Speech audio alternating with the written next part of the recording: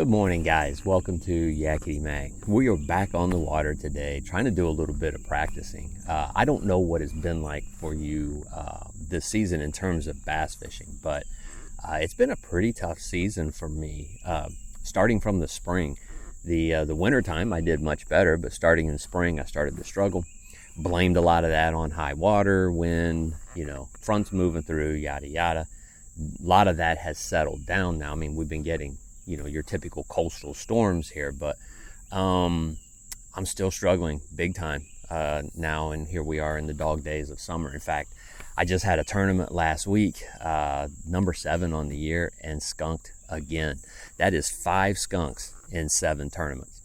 So I'm out here trying to practice, trying to figure out what's going on. I know when the water temperatures get up. Right now I'm sitting in 87-degree water temperature, so I know when water temperatures get up, a lot of bass will go deep and look for cover deep, but there are some that stay shallow, and so those are the ones I'm going to focus on. I'm not much of a deep water fisherman. I'm not going to throw Carolina rig, or I'm not going to throw deep diving crankbaits. That's just not how I fish. So I'm going to try to work on skipping lures. It's something I've been practicing. Hopefully I'll get some of my better ones on camera for you guys. Hopefully this back one will pick some of that up. But I'm going to try skipping lures and get up into crevices and cracks where it's shaded, and I know some of the bass that are staying shallow might be hanging out. So I will tell you that in my practicing for skipping lures, how I've done that as far as the real setup is that I've definitely loosened the spool, but I've gone more aggressive on the brakes. So for instance, here on my Quantum, I think the brakes go up to, it looks like, I don't have my glasses on, but it looks like 10, and I've got my brake set here at 8. But I've got the spool fairly loose. The other thing that I'm doing is that I'm practicing with some skipping friendly lures. By that I mean kind of round body. They don't have a lot of appendages here. I'm experimenting with this soft body top water popper. Skipping it. I've also had success skipping a tube, and somewhat with a weightless fluke as well. I'd say out of every 10 skip attempts, I might stick 4 of them. 6 of them are less than stellar, but I'm just in the beginning stages of learning. So that's what I'm trying to do. I'm trying to figure out a way. Have you all had a tough season as well in catching bass? I'm up 70 for the year, but it seemed like, by March or April or so, I thought I was going to eclipse well over 100. And I may still, but I'm certainly not tearing it up. In the tournament that I just skunked, I had one fish all day. He was 10 inches long. Caught him about the first hour and a half into the tournament. Never had a bite the rest of the day. So I don't know what I'm doing wrong, guys. I'm just trying to learn. Come learn with me. So some of the things that I have found helpful in skipping a lure is, for one, I've started getting closer to my target. I have a tendency when I'm just casting to want to cast from a little bit of a distance. I feel like I'm more accurate when I can cast aggressively. With skipping, though, I have had to learn to move closer to where it is that I want to skip up into. First of all, you don't have to skip as far. And then second of all, if you're going to get your backlash, and trust me, if you start skipping, you're going to get backlashes. It's very early in the spool. It's not buried deep down into the spool. So it's easy just to kind of pull it on out or cast it out and then reel it back in and continue going on. So your backlashes aren't as deep and you don't have to skip as far. So I've had to kind of retrain myself into areas and like, hey, that looks like a nice area to skip a lure up into. I've had to learn to get myself closer.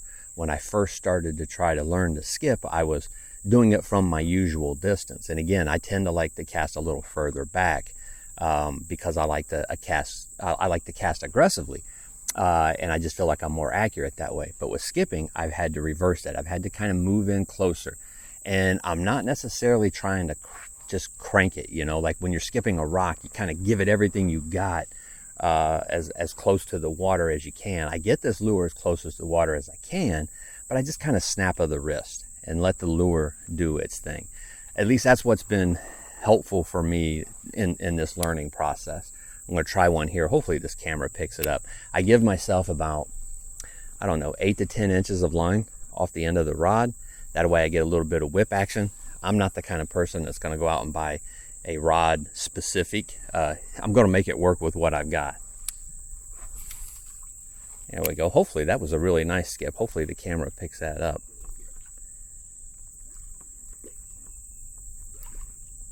Now it's not translating into anything with this topwater, but at least I'm learning a technique.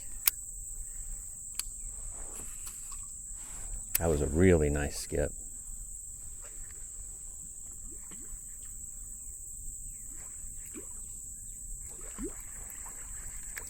I'm actually going to try that same spot with a tube. Let's skip a tube up in there.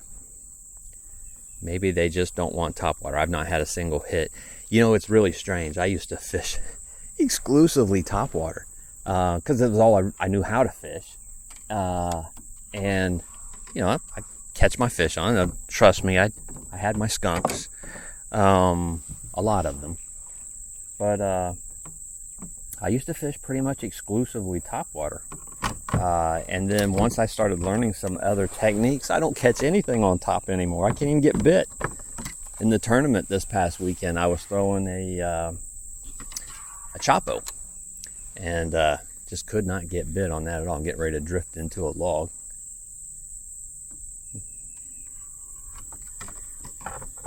It's just strange for me, considering how much I relied on topwater in the past, and considered myself somewhat decent at it, and now I couldn't get bit on topwater. I can't get bit on topwater to save my life. All right, so for this area here, guys, I've got just I think it's a caffeine and salt from Strike King 4-inch, I believe it is, tube, and I've got it tied on a shaky head, an extra wide gap offset, so I can basically, let me show it to you here. I can basically rig it up just like a Texas rig worm to make it pretty weedless. I actually keep drifting away from my spot. Let me get back over here. It just looks like a really good little nook up here that I think a fish might be holding in. I could be wrong. I usually am.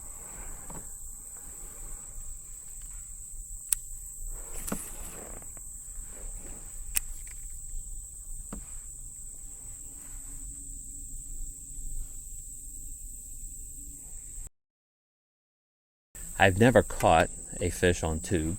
I really just started throwing one 3 or 4 weeks ago for the purpose of trying to skip.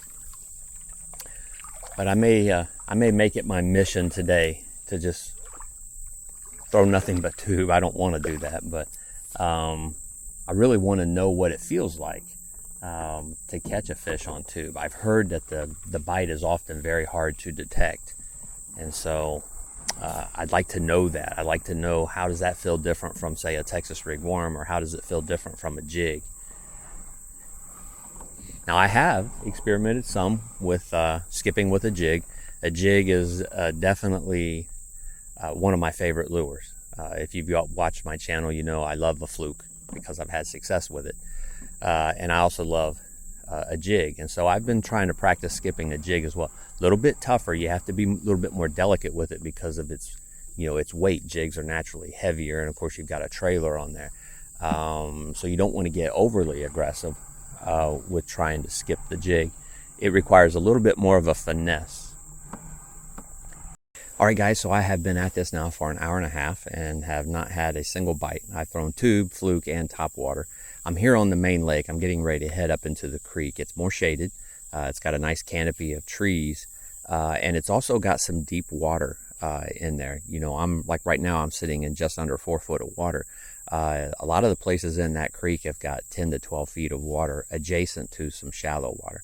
So I'm going to see if that transition might be where they're at. I've got a lizard tied on. I've never caught anything on creature bait. I think I've thrown one maybe once or twice ever. And so I'm going to try that. A guy in the club has been having some success on creature bait, so I'm going to see if that yields anything. Let's go check out the creek, y'all. So this is a really sketchy area, and I don't typically come this far up into the creek. but I'm having such trouble finding fish. I thought, well, let me go someplace I know a lot of boats are not going to go, and therefore fish will be less pressured. So, you know, I made my way up through here and threw around for a little bit. Not doing any good, so I'm going to head in the other direction on this creek at Wise. I took the right. I'm going to go back and take a left. I knew I should have taken a left turn at Albuquerque.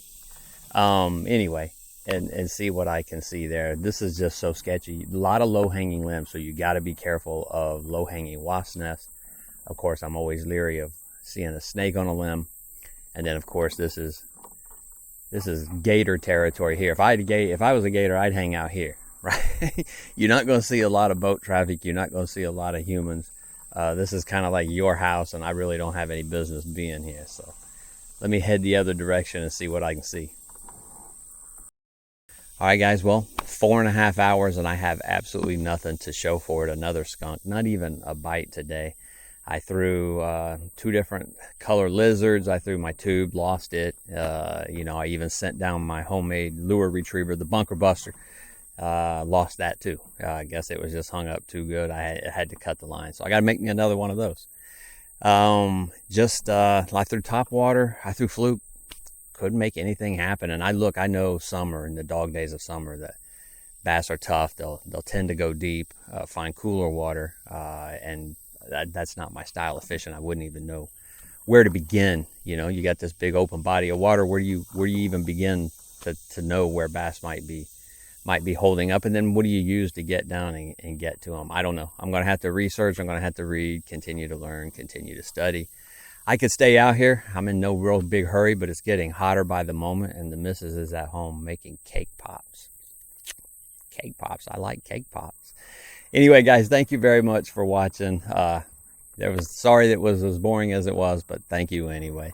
Do me a favor, like, comment, subscribe, share, and no matter what you've got going on, hope you'll always take some time to get outside and play. Stay hydrated, y'all.